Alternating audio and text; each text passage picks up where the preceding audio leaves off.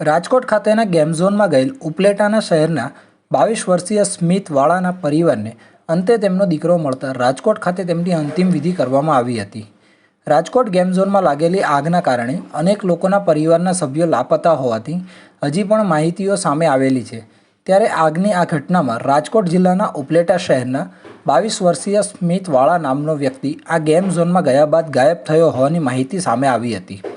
ત્યારે તેમનો પરિવાર આ પુત્રને શોધવા માટે અને જગ્યા ઉપર શોધખોળ તપાસ હાથ ધરી હતી, પરંતુ તેમનો પુત્ર ક્યાંય નહીં મળતા તેમણે આ મામલે દરેક હોસ્પિટલની અંદર પણ શોધખોળ શરૂ કરી હતી અને અંતે તેમને ત્યાં પણ તેમના પુત્ર નહીં મળતા રાજકોટની સિવિલ હોસ્પિટલ ખાતેના મૃતદેહની અંદર તેમને DNA સેમ્પલ આપ્યું હતું અને તેમનું સેમ્પલ મેચ થતાં તેમની ડેડ બોડી સોંપવામાં આવી છે. રાજકોટમાં લાગેલી આગની ઘટના બાદ તેમના પરિવારના સભ્યો દ્વારા મૃતક સ્મિત વાળાનો સંપર્ક કરવામાં આવ્યો હતો, પરંતુ તેમનો કોઈપણ પ્રકારે સંપર્ક થયો ન હતો, જેના કારણે પરિવાર વ્યાકુળ બનતા રાજકોટની દરેક હોસ્પિટલની અંદર મૃતક યુવકના ભાઈ તેમજ તેમના પરિવાર દ્વારા શોધખોળ શરૂ કરવામાં આવી હતી, કારણ કે તેમના પરિવારની અંદર આશાનું એક કિરણ જીવી રહ્યું હતું કે કદાચ તેમના પુત્ર સહી સલામત હશે અથવા તો કોઈ અન્ય હોસ્પિટલની અંદર સારવાર હેઠળ હશે. તેવી આશાઓ અને અપેક્ષાઓ સાથે મૃતક સ્મિત વાળાના પરિવારના સભ્યો અન્ય તમામ હોસ્પિટલની અંદર દર્દીઓની સાર સંભાળ અને ખબર લેવા ગયા હતા, જ્યાં તેમનો પુત્ર મળ્યો નહોતો. ત્યારે રાજકોટની સિવિલ હોસ્પિટલમાં DNA સેમ્પલ માટેની કામગીરી હાથ ધરવામાં આવી હતી, જ્યાં તેમના પરિવારના સભ્યોએ DNA મેચ થતાં તેમને ડેડ બોડી સોંપવામાં આવી હતી અને રાજકોટ ખાતે જ તેમની અંતિમ વિધિ કરવામાં આવી હતી. ત્યારે ઉપલેટાના પરિવારના 22 વર્ષીય પુત્રનું અવસાન થતાં પરિવારમાં ગમગીન બની ગયા હોવાનું સામે આવ્યું છે અને જવાબદારો સામે કડક અને ન્યાયિક કાર્યવાહી કરી તમામને સજા આપવામાં આવે તેવી પણ માંગ કરાઈ છે. મનીષભાઈ વાળા, મનીષભાઈ લાલજીભાઈ વાળા.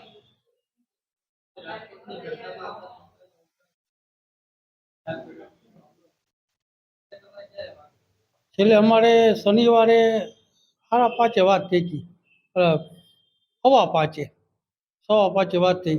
5:20 એને સ્ટેટસ મૂક્યું અને 5:30 સમાચાર આવવા માંડ્યા એટલે પાછો મોબાઈલ કર્યો ને તો મોબાઈલ રિંગ જતી તો ઉપાડતો નહોતો, પણ 6 વાગ્યાથી રિંગ બંધ થઈ ગઈ આવવાની. રિંગ જાતી જ નહોતી, સ્વિચ ઓફ છે 6 વાગ્યાથી એ ચાલુ થઈ ગયું. ખ્યાલ તો અમને આવ્યો જ નહીં. પછી અમે સવારે રાજકોટ વયા ગયા. રાજકોટ ગયા તો અહીંયા કંઈ ખ્યાલ આવતો નહોતો, પણ અહીંયા બપોરે મોટરસાઇકલ લઈ ગયા હતા ને, એ મોટરસાઇકલ એને ત્યાંથી મળ્યું એટલે ખ્યાલ આવી ગયો કે આ અહીંયા જ હતા.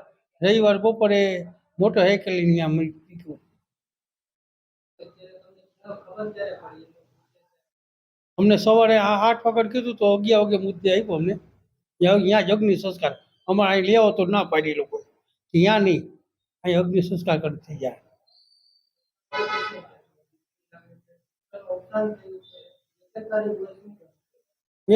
સરકારની બેદરકારી સાહેબ. આવા મોરબીમાં થયું, બરોડામાં થયું, હવે અહીંયા થયું. હવે સરકાર ક્યાં કઈ કોઈને પગલાં લઈ છે?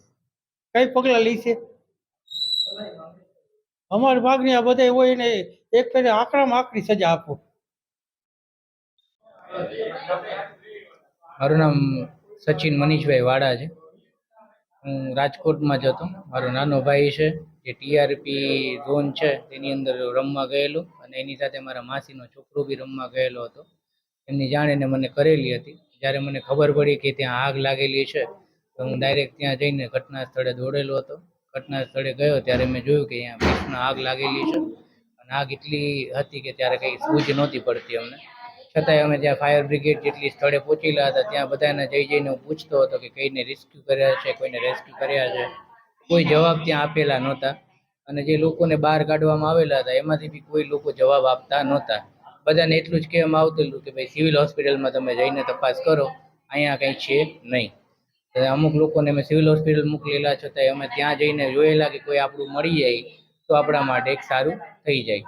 તો ભાઈ કોઈ ત્યાંથી 2 કલાક હું ઊભેલો પણ કોઈ બી ત્યાં કંઈ હતું જ નહીં. આગ પર કાબુ મેળવવામાં આવેલો નહોતો. સિવિલ હોસ્પિટલ ગયા ત્યારે ખબર પડી કે ત્યાં જેટલા બી જે છે એક પછી એક લાશ જ આવી રહી છે. કોઈ એવું વ્યક્તિ નથી જેનું રેસ્ક્યુ કરવામાં આવેલું છે. છતાંય અમે ત્યાં ગયા અને જોયું કે ભાઈ કઈ રીતે છે તો ત્યાંથી અમને કહેવામાં આવેલું કે ભાઈ તમે ત્યાંથી બધાની રિપોર્ટિંગ જે છે તમારે જે ગુમ થયેલા છે એમના નામ લખાવો. એમના નામ લખાવી અને તમારું એક DNA સેમ્પલ લેવામાં આવશે કે જે તમારા જે ગુમ થયેલા છે એમની સાથે જો તમારું ત્યાં સાથે મેચ થશે તો પછી તમને આગળ જાણ કરવામાં આવશે. એટલે રાતે 3 વાગ્યા સુધી ડીએનએનું આખું ટેસ્ટિંગ ચાલેલું છે. 3 વાગ્યા પછી અમે પ્રાઇવેટ હોસ્પિટલ જેટલી બી હતી રાજકોટની બધી જગ્યાએ અમે ગયેલા અને બધી જગ્યાએ અમે તપાસ કરેલી છે. કોઈ બી હોસ્પિટલમાં કોઈ કેસ આવેલો નહોતો એ બધી અમને જાણ કરેલી હતી. છતાંય બીજા દિવસે પાછા જઈ અને સિવિલ હોસ્પિટલે ગયા ત્યારે કોઈ જવાબ આપતા નહોતા ત્યાં સિવિલ હોસ્પિટલે કે કઈ રીતે છે કઈ રીતે નથી.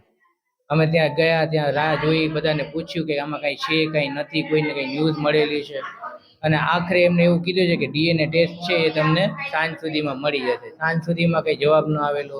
પહેલાં એમ કીધું સવારે મળશે, પછી કીધું બપોરે મળશે, પછી કીધું સાંજે મળશે અને રાત્રે અંતે મને 12 વાગે ફોન આવેલો કે તમારો જે ડીએનએ ટેસ્ટ છે મેચ થઈ ગયો છે અને તમારે જે તમારા જે ગુમ થયેલા છે એ તમારા ભાઈ છે સ્મિતભાઈ, એમને અહીંયાથી જે છે તમે એકવાર આવી જાઓ અને તમારી જે અહીંયાથી ડેડ બોડી આપેલી છે એ તમે અહીંયાથી બધા કાર્યવાહી કરી અને ત્યાંથી કલેક્ટ કરી લો છો.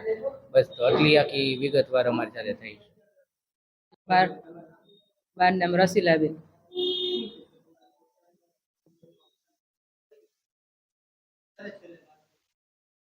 અમારે છેલ્લે શનિવારે 5 વાગે અમે ફોન કર્યો ને તો 5 વાગે સ્વિચ ઓફ ફોન આવતો હતો એનો.